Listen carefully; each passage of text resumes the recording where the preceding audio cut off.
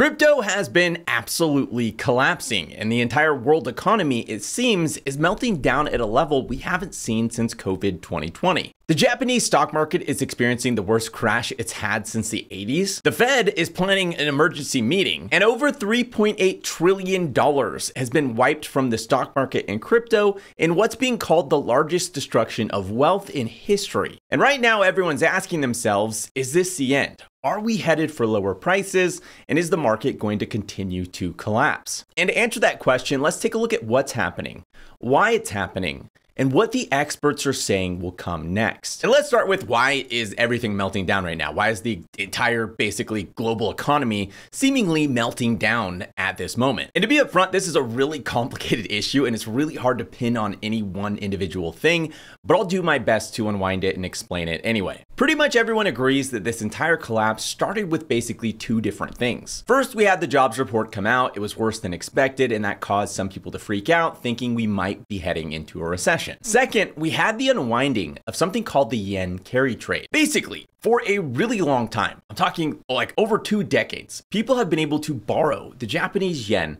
for either 0% interest or in some cases negative interest rates. And so there was all sorts of people that would go and borrow the Japanese yen, convert it into US dollars, and then go invest it into various different assets. They might invest it in the stock market, they might invest it into real estate, maybe they'll invest into crypto. Like, it really doesn't matter what they're investing it into. The point is, people are using essentially a form of leverage by borrowing this Japanese yen and investing it into all these different things. And as mentioned earlier, people have been doing this for decades. And that means there's a lot of people that have done this with a lot of money. However, as some people may have noticed over the past couple of years, the yen has become extremely weak versus the US dollar. There's been a lot of people that have been traveling to Japan, going vacation and sharing on TikTok and YouTube, etc., like how cheap the food is and how cheap their hotel is, because the US dollar is so strong when in comparison to the Japanese yen, which has been declining over the past couple of years. Well, obviously the Bank of Japan did not like that the Japanese yen was declining in strength,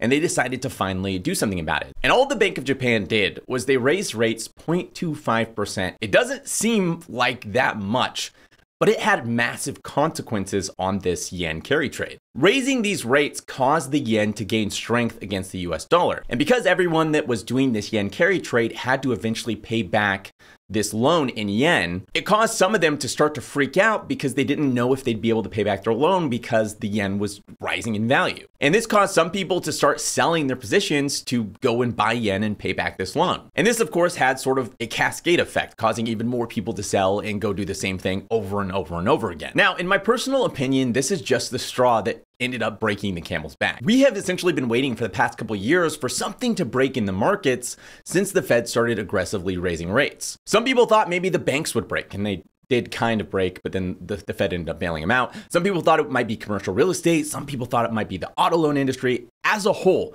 the market has been looking for something to break as interest rates were aggressively raised. So what's most likely is, yes, the yen carry trade exerted a lot of pressure on the market, and that started causing all these other smaller, weaker points to start cracking and breaking, causing an overall collapse of essentially the global economy. Now, to add fuel to the fire when it specifically comes to crypto, we had Jump Crypto, which is like a big market maker within the crypto space, aggressively selling a ton of their assets over the weekend when markets are more illiquid. There are a ton of rumors circulating as to why Jump essentially was dumping all of their crypto over the weekend when it was like the most not optimal time for them to be dumping that crypto.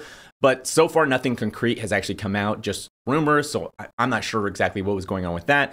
But the point is, they dumped a lot of crypto, and that did have an impact on the prices of crypto, causing it to dump even more aggressively than it otherwise would have. So that's a basic overview of why the market has been dumping. And as I said, it's not just crypto that's dumping. It is literally everything is crashing at levels not seen since COVID 2020. Now, obviously, the big question on everyone's minds right now is what is going to happen next? Are we going lower? Is now the time to sell? Or is there hope that we could recover from this situation? Well, I've spent the past few days reading endless takes on Twitter, listening to experts, and dissecting my own thoughts. And I have come to a really solid conclusion as to what I think will happen next. And I'll outline the basic facts and then my overall thoughts on where we go from here. First up, let's talk about the facts. According to Polymarket, we have a 92% chance of seeing a rate cut from the Fed by September. And if you don't understand how rate cuts or rate hikes impact the direction of the crypto markets and impact prices, this is actually a really important element. And on a macro level, this has maybe the single largest impact out of anything on prices and the direction of the market. Basically, here's how rate cuts and rate hikes impact the market. Rate hikes, or when the Fed raises interest rates, are really bearish overall for the crypto markets and the markets as a whole. On the opposite end of the spectrum, rate cuts are fundamentally very bullish for the market. They cause prices and the markets to tend to go up. Okay, so that's fact one. Fact number two is that crypto tends to do better in the winter and fall months. In summer, people go on vacations, they're out enjoying life, they're like doing things. So they tend to spend more money. They tend to, in some cases, pull money out of investments, and they're just not spending a lot of time paying attention to the markets because they're out enjoying their life. In winter, that's not as much the case. People are locked at home, they're sometimes bored, they're not really doing anything, they're not going on all these lavish vacations like they might be doing in the summer. And this tends to contribute to a meaningfully better market environment where crypto prices tend to do a lot better in the fall and winter months. Fact number three is the ETF flows for Bitcoin and Ethereum are just getting started. The vast majority of the wealth that's able to buy into these ETFs still isn't able to buy in because they have to go through their various due diligence processes. I've heard this take from multiple podcasts where they'll talk to some of these ETF issuers and get it straight from the source as to what their thoughts are on the ETFs. And obviously these people understand how ETFs work and the underlying dynamics in the market surrounding ETFs a lot better than you and I do. And across the board, all of them consistently say that the vast majority of wealth that's going to be able to flow into these ETFs still hasn't been unlocked yet. In fact, I just saw today on Twitter that Morgan Stanley is going to start finally pitching their clients to buy Bitcoin ETFs. Up until now, they hadn't started doing that because, again, they hadn't gone through their due diligence process. And the reason this process takes so long for a lot of these bigger institutions is that it's just not a huge priority for them. So the biggest wealth effects by far for these ETFs is still ahead of us. So to recap the facts, we have a 92% chance or likelihood that the Fed cuts rates in September. We are going into a traditionally stronger season for crypto prices due to the winter and fall months. The outflows for the ETH and Bitcoin ETFs continue to slow down, and the inflows continue to ramp up. On a purely fundamental level, right now, this setup is extremely bullish. And if we go back to 2020, we had an eerily similar setup. As I mentioned earlier, back in 2020, the market absolutely collapsed due to the COVID lockdowns and the economic turmoil that ensued because of that. And during that time as well, the Fed started cutting rates to allow more liquidity to flow into the markets and kind of buoy these things so that they didn't continue to collapse. And what happened after was one of the most insane bull markets in history. Now, it's true, back then we did have one extra element, and that's the stimulus checks that got mailed out to every person in the US. But I'll highlight that was only $850 billion. And obviously $850 billion is a lot of money. But this time around, institutional capital is able to flow into the crypto markets via the Bitcoin and ETH ETFs. And that's trillions of dollars of capital that's able to enter into the crypto markets. And I have a very specific thought process on exactly how I think this is about to play out. And I'm gonna share that in just a second, but really quick. The Obsidian Council is my private research community where I share monthly research, my entire portfolio updated monthly with the exact allocation I bought and a ton more.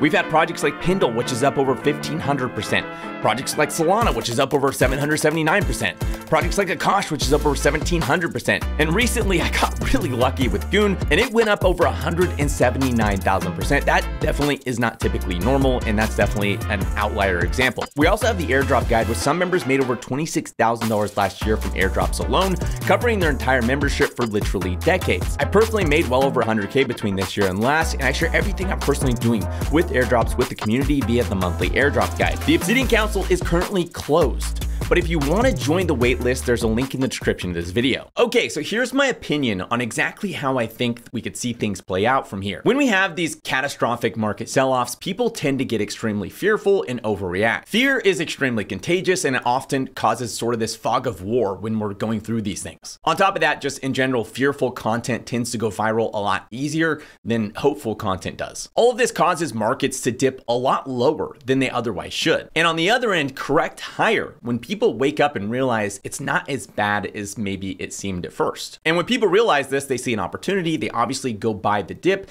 and this causes prices to go back up. And that's exactly what I think is going to play out with this situation. Now, alongside of this all happening, I think we're going to again continue to see these ETF flows push prices up, especially as the ETH ETF sees fewer and fewer outflows and more inflows, and especially as the Bitcoin ETF continues to see these asset managers complete their due diligence processes and start pitching the Bitcoin ETF to more and more customers. Alongside both these things, again, we have a 92% chance of seeing some sort of rate cut from the Fed in September. Some are saying that we're going to see an emergency rate cut sooner. That's always possible and on the table. I can especially see some extra motivation from the Democrats for something like this to happen because it's an election year, and overall the market state tends to reflect poorly on whichever party is in power. But personally, my take is that we probably won't get any sort of emergency rate cut from the Fed. But I do agree that we will likely see a rate cut in September of either 25 basis points or 50 basis points, which is just either a 1/4% or a 0.5%. And those rate cuts will unlock liquidity that's going to be able to flow into these markets,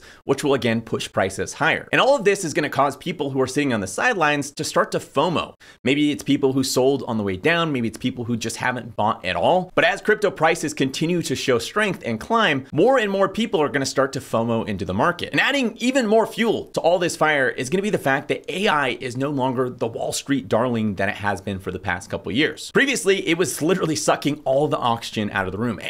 Everyone wanted to talk about when it came to Wall Street, etc., was AI, and it was just dominating the stock market. And I think now that we've had this correction, we're going to see less focus and less emphasis on AI. It's still going to be a big deal, but it's going to leave more oxygen and more room for other things, other narratives like crypto. And as all of this kind of compounds together, pushing crypto prices higher, we're going to again later in the year see even more rate cuts from the Fed. And keep in mind, all these things that I've been mentioning will be happening during historically a really strong season for crypto, which is the fall and winter months. And Wall Street and retail Wall Street investors aren't that different than the average retail participant who FOMOs into the crypto markets. I expect as they continue to see this strength, that's going to cause more demand for the ETFs and cause those flows to accelerate. From there, I think retail finally jumps back into crypto and we start the parabolic rally that we've seen every 4-year cycle going into 2025. And I've been saying this for a long time, but I'll reiterate it now that we've had this massive market collapse. I still think we're going to see a new all-time high for Bitcoin and possibly ETH as well by the end of the year. So that overall is my current mental model or thought process on how I think things will play out for the rest of the year. In my mind, this makes the most sense based on the current setup. And I've seen similar takes from a lot of the other crypto veterans on Twitter. But I think it's also important to take a look at the bear case or what might cause these things not to happen and how crypto could continue to potentially go lower. In my opinion, there are 3 things that could cause me to flip bearish on crypto. The first would be the Fed deciding to not intervene, just to let the markets burn down. And maybe we end up with some sort of Great Depression like outcome where we just suffer for the next 10 years. I would say this scenario has maybe almost exactly 0% chance of happening. The whole reason the Fed exists is to make sure something like this doesn't happen. But obviously, if for some reason that did happen, that would be extremely bearish. The second thing that would cause me to flip bearish on crypto would literally be World War III. Tensions are escalating all over the world. We have conflict in Iran, Israel, Russia, Ukraine, potential conflict with China, Taiwan, and all kinds of stuff going on. And I'm personally not an expert on global conflict, and I couldn't tell you how likely it is that we go into some sort of World War III or not. So I'm honestly not sure what the odds of something like this happening would be. And the third thing that would potentially cause me to flip bearish would be another black swan event that I couldn't personally foresee. It's possible that the current market collapse has caused damage in an area of the market that I'm unfamiliar with or unaware of that's going to cause further damage going forward. There's just so much happening in the global economy, it's really almost impossible to keep track of everything. Black swan events by definition are unpredictable, so I really couldn't assign odds to this situation either. And although those things are possible, again, my belief is that I think from here, we are going to actually go higher and enter the next phase of the bull market. And that's purely based on the current fundamentals and setup.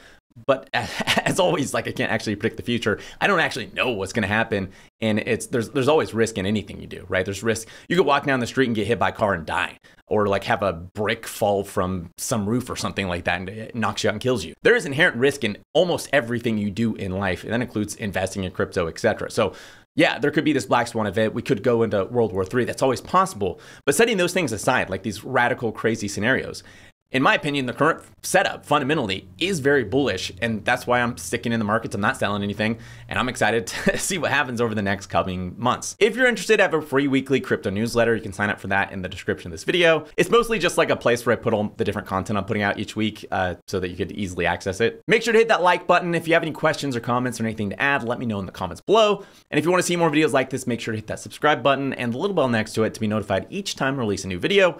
Thanks for watching, and I'll see you next week.